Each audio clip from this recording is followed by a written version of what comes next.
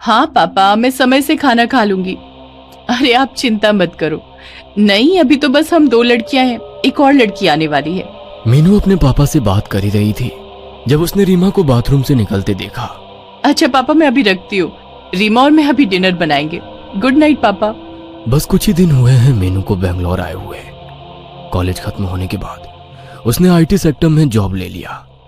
नए शहर में इंसान बहुत जल्दी अकेला पड़ जाता है, इसीलिए मीनू को जब इस गर्ल्स हॉस्टल के बारे में अपने ही ऑफिस कॉलीग रीमा से पता चला तो वो भी इधर शिफ्ट हो गई। मकान मालिक ने यह घर वर्किंग वुमेन के लिए हॉस्टल जैसा बनाया है। पहले और दूसरे माले पर 4 लड़कियां रहती हैं और तीसरे माले पर रहती हैं मीनू और रीमा।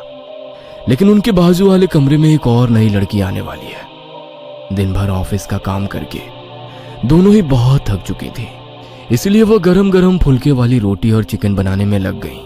मीनू और रीमा थोड़े से टाइम में ही बहुत अच्छे दोस्त बन गए हैं। वह बातें कर रहे थे और खाना बना रहे थे कि तभी अचानक मीनू ने गेट खोलने की आवाज सुनी।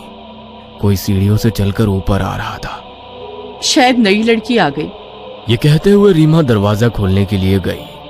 फिर जैसे ही उसने दरवाजा खोला उसे एक अजीब सी बेचैनी हुई। चलने की आवाज धीरे धीरे पास आ रही थी। रीमा की दिल की धड़कन तेज हो गई। आवाज पास आती गई और धड़कन बढ़ती गई। किचन में अकेले खड़ी होकर मीनू सोच ही रही थी कि रीमा को इतना टाइम क्यों लग रहा है। तभी उसने पीछे मुड़कर देखा। रीमा दरवाजे पर खड़ी थी और उस तीसरी लड़की का कोई नामो निशान नहीं था। गैस को धीमे करके मीनू भी रीमा के पास आ गई। क्या हुआ? मीनू ने पूछा। तूने भी पैरों की आवाज सुनी ना? रीमा ने कहा।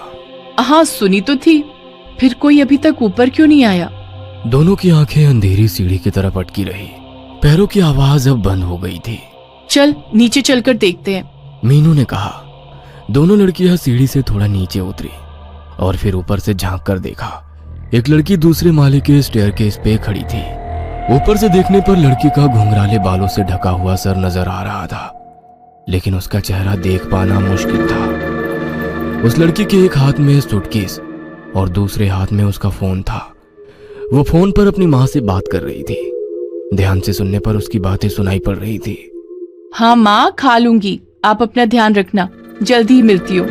रीमा और मीनू दोनों उसको ऊपर से चुपके चुपके देख रहे थे और उसकी बातें सुन रहे थे।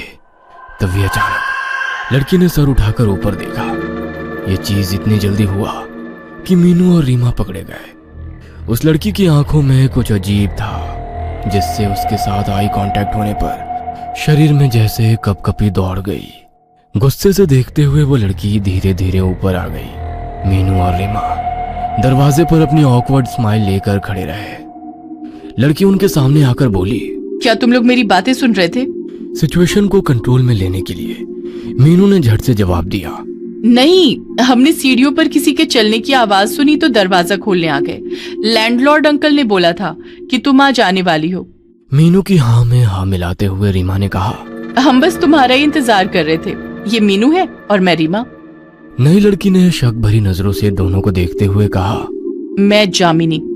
इससे पहले कि और बातें हो पाती, जामिनी अपना सूटकेस लेकर सीधा अपने रूम में चली गई और जोर से दरवाजा बंद कर दिया। बड़ी ही अजीब लड़की है ये तो, रीमा ने कहा। नई नई आई है, शायद फैमिली को मिस कर रही है। चलो खाना खाकर सो जाते हैं, कल सुबह मीटिंग के लिए जल्दी उठना है। मीनू किचन में वापस चली गई। खाना खाकर दोनों लड़की गहरी नींद सो रही थी। अचानक प्यास लगने पर मीनू जाग गई। पानी का जग मेज पर रखना वो भूल गई थी। रीमा गहरी नींद में उसी के बाजू में सो रही थी। कहीं उसकी नींद भी टूट ना जाए ये सोचकर मीनू बिना लाइट ऑन किए किचन की तरफ चलने लगी। किचन के बाजू में ही जामिनी का कमरा था। उसका दरवाजा तब भी बंद था। किचन से पानी पीकर मीनू अपने रूम की तरफ लौट ही रही थी कि तभी उसे किसी के फुसफुसाकर बात करने की आवाज सुनाई दी। ध्यान से सुनने पर समझ आया कि आवाज जामिनी के कमरे से आ रही थी। मीनू ने मन ही मन सोचा, ये लड़की इतनी रात गए किससे बात कर रही है? एक कौतूहल मीनू के मन में जागी। बहुत आहिस्ता से थोड़ी सी भी आवाज किए बिना मीनू जामिनी के दरवाजे तक पहुंची। फिर उसने होल से रूम के अंदर झांक कर देखा तो जामिनी बेड पर बैठी है। उसके खुले काले बाल हवा में उड़ रहे हैं और उसके सामने टेबल पर एक कैंडल जल रही है। जामिनी हाथ में एक फोटोग्राफ पकड़े हुए बेड पे बैठे बैठे झूल रही है और पागलों जैसे बड़बड़ कर रही है। उसके शब्द अच्छे से सुनाई नहीं पड़ रहे हैं, लेकिन उसका ऐसा झूलना काफी डरावना लग रहा है। मीनू कुछ समझ नहीं पा रही थी कि ये नई लड़की ऐसी क्यों है, कि तभी उसने ऐसा कुछ देखा जिससे उसके रोंगटे खड़े हो गए। जामिनी ने फोटोग्राफ को टेबल पर रखा और एक छोटा सा बक्सा उठाया। बक्से का ढक्कन खोल के उसके अंदर से उसने एक छिपकली निकाली। जामिनी ने छिपकली को उसकी पूंछ से पकड़ा हुआ था। उल्टी लटकती हुई छिपकली अपने जान की भीख मांगती हुई हवा में तैर रही थी, लेकिन जामिनी ने उसकी जान नहीं बख्शी। उसने अपना मुंह खोला और बिना हिचकिचाए उस छिपकली को निगल गई। घिन और भय से मीनू का शरीर सुन्न पड़ गया था। कैसे कोई जीता जागता इंसान छिपकली खा सकता है?